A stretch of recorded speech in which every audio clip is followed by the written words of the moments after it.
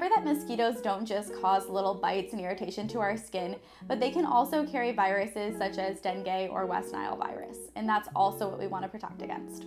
Hey, I'm Erin Bowers, pediatrician in Lake Mary, Florida with Orlando Health Physician Associates. So when we think about how we can dress our children to get them safe from mosquitoes, the first thing we want to think of is long socks. Really, that does protect their ankles, and as they're going to be running through the grass, especially tall grasses, that's going to provide an essential barrier.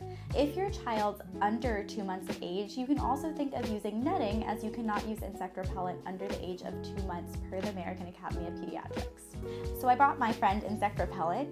So many people think it's just like sunscreen, where you apply it throughout the day, and that's not the case when it comes to insect repellent. And you are only going to apply this one time per day, and you are going to apply it only to the exposed areas as well as their clothing and shoes. We don't want to expose it to their hands or to their face. I want you to apply it to your hands as adults and then generously just put it and pat it onto their face, avoiding the eyes, the nose, and the mouth.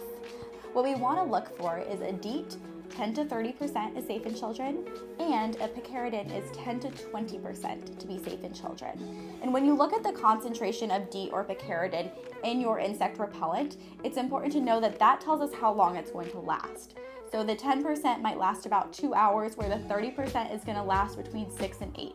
So if you're just going to use this after school for sports, you might want to reach for the 10%, whereas if you're going to spend all day at the football games, then you're going to want to reach more towards that 30% for protection.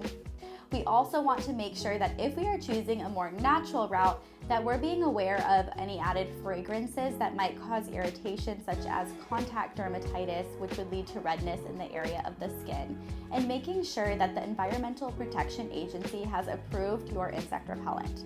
Insects are attracted to standing water, such as in ponds, lakes, or just open areas of water, and we know that they're most prevalent in the mornings before dusk and after dawn. So we want to avoid those times being outside, and we also want to avoid standing water, which are a breeding ground for mosquitoes.